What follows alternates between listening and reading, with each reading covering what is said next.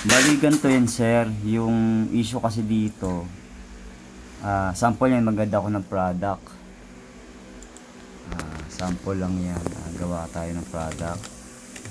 Yan. Same lang din naman ang description sa name tsaka ano yung description. Then price. Then kahit wala ng barcode. Kasi dito kasi mangyayari dyan, kapag zero stock kasi, hindi ka makakabenta. So, sample maglagay ako ng stock na dalawa. Yan, confirm ko. So, meron na tayong dito magta-transact ako SSS. Yan. Uy, ba't parang wala? Wala yung ano niya. SSS. Ito. Mayroon. Yan. Di ba ang stock nga nung SSS na yan is dalawa.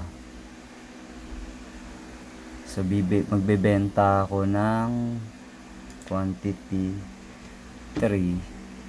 Pag kinonfirm ko, hindi ako makakabenta kasi nga, ano nga siya, dalawa lang yung stocks. So, pag nagbenta ako ng dalawa, go to. Yan, makakabenta na. So, payment, exact amount payment.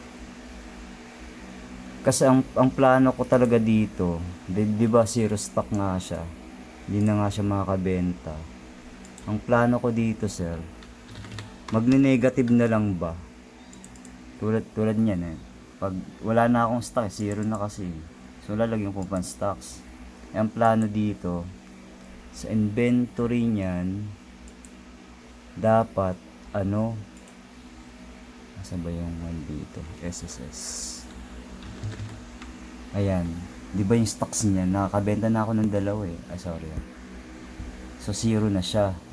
So dapat dito sa stocks niyan na tuloy-tuloy pa rin, pero negative na, negative 1, negative 2, parang ganun yung para lang may record pa rin na nakakabenta siya pero negative yung mangyayari.